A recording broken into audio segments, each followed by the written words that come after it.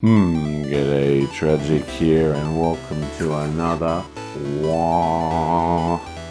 It's a box of what? Okay, so let's see what's in there. Look, there's nothing even to blur out today. So, what can be in this box? I have a feeling I know what's in this box, but I'm not entirely sure. So, it's a little bit of a mystery even to me. So hopefully it'll be something cool.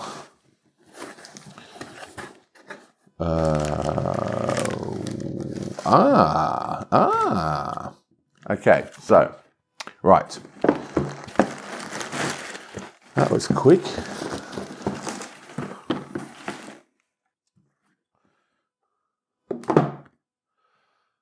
Okay, so here I have a game called Targi. This is an extremely good two-player game. Now, I'm not going to open this because this is a birthday present, as is this, which is good code names. So, basically, in Targi, you have sort of this outer ring of cards that creates the board, okay? Then you have, inside you have an inner ring, and I'll do some graphics to show you, but basically you just place tokens on the outside, and the cross sections of those tokens allows you to pick up the interior cards. You pick up goods, you pick up money, you use them to buy VPs and other cards, and that's pretty much it. It's just basically a set collection game, but it's extremely good. You can teach it in about 30 seconds. Only takes, 20 minutes to half an hour to play. It's a fantastic two-player game, light for non-gamers. This is the kind of thing you can bust out, at a dinner. Like if you're going to, go see your grandparents up in Wollongong or something, take a game with you to play with your cousins or something. This is a great little one to take. Now this is code names. This is the rest of her present. This is basically just a version of code names, which is a word game by the man, the myth, the legend, who I can't pronounce, Valad Shatal or something. And it's basically a word association game.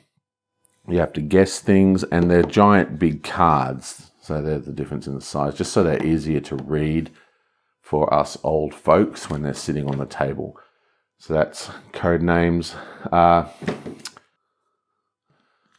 So basically you have like a map, I guess you'd call it, of colors, and you have to try and get people to pick the colors that match you by using word association. So, if droplet is on the table, you might say wet or faucet or something like that. It's a very, very good game, great party game, and very cool.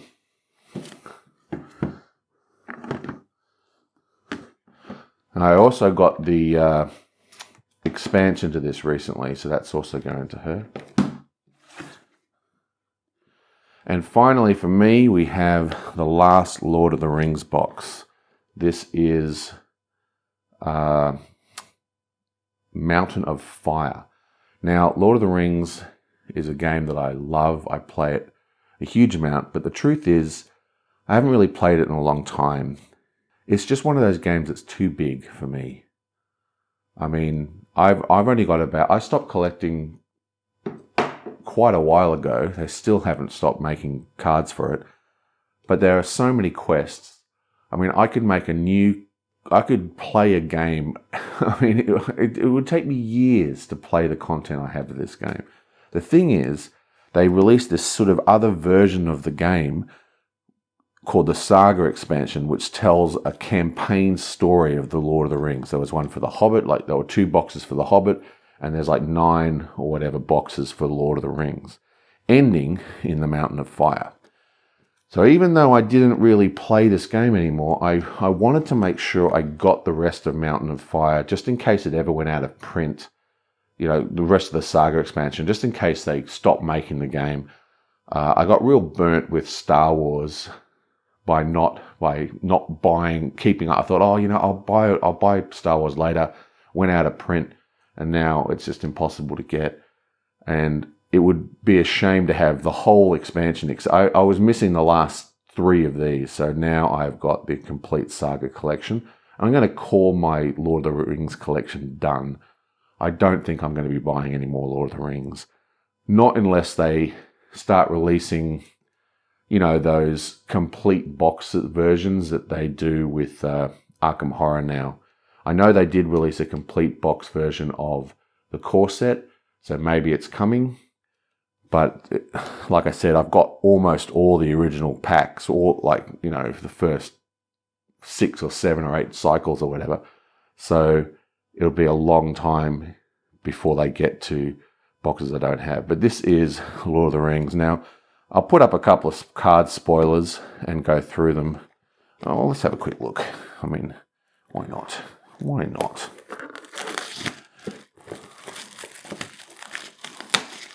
I haven't done card spoilers in a while. Let's have a look at these suckers.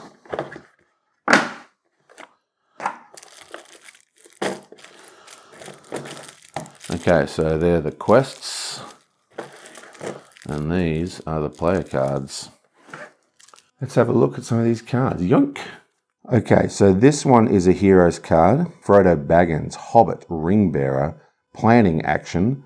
Exhaust the 1 ring to add 1 resource to the Heroes pool. Now, these cards, like I said, there's like a sort of Saga expansion. So there's cards in here that you don't get in other sets and aren't legal in other versions of play, like the 1 ring. You can denote them by, see the little sort of special ring symbol there.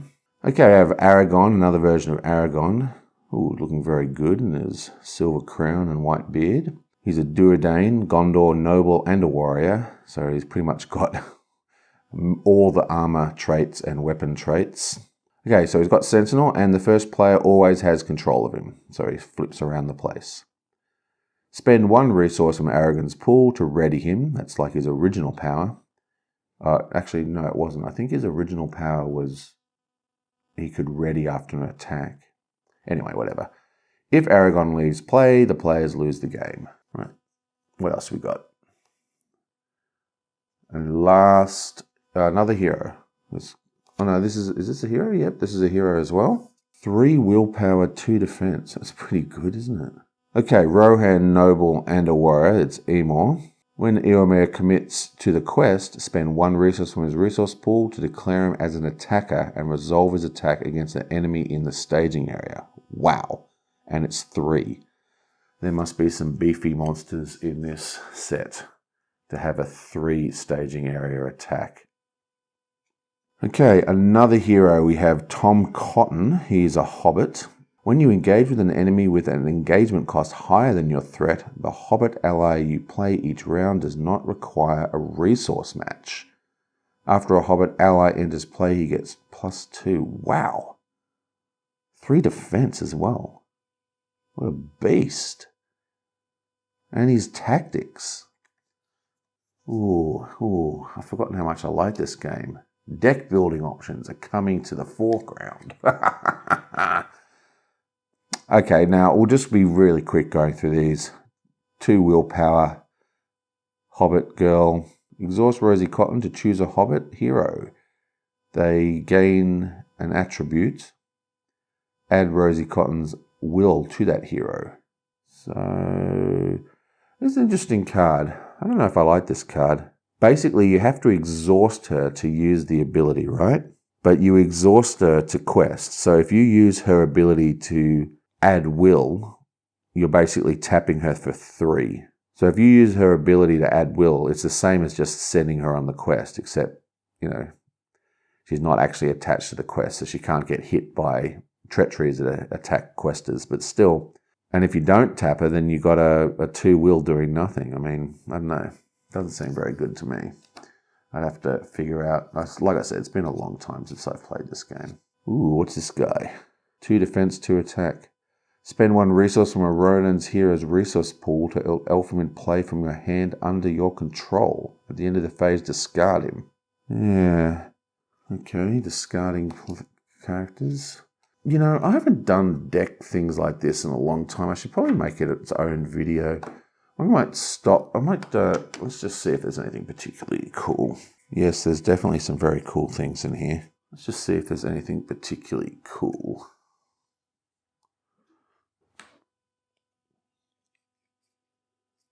Well, there's definitely some cool things in here.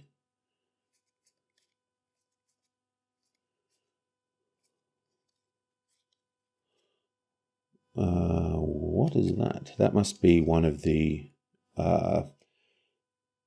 that's it.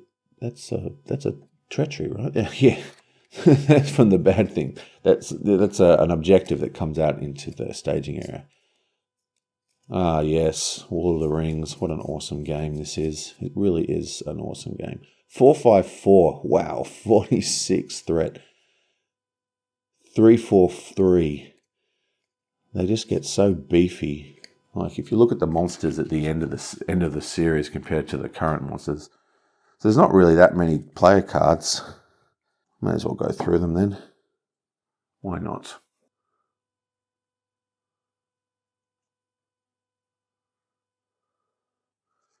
What have you got here? Illidan, another. God, they're all unique. He gets +2 if his brother's in play. This is basically the same as the hero version of him. After you optionally engage an orc enemy, ready. Okay, so that's the kind of card that only really sees a lot of play when you're playing two-handed. It's like if you're playing multiplayer or two-handed, awesome, but it doesn't really work a huge amount if you're playing solo. I guess you can optionally engage even in solo games, but it's not nearly as common. And there's his brother. He gets +2 defense, yeah. Same effect, except he can actually ready the other guy. That's pretty cool. What the other dude said? Yeah. So they can ready each other, plus they boost each other. It's actually quite strong. And that's what else we got. Quest action. Until the end of the phase, each noble gets +1 and does not exhaust to commit the quest. That is bonkers. 3. You'd have to... You know, I used to have a noble deck. And that's it. That's all the player cards. It doesn't seem like many, does it?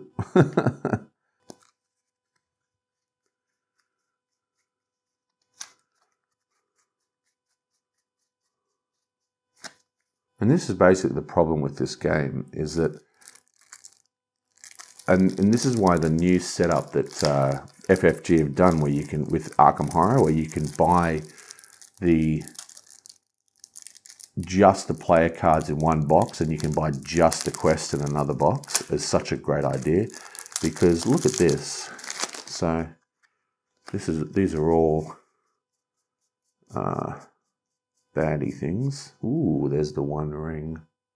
Nice. God, the art in this game is just gorgeous. Quests. We have campaign cards. That's new. I think they're common in later sets, but they were new in the Saga sets. Monsters, more quests. Awesome.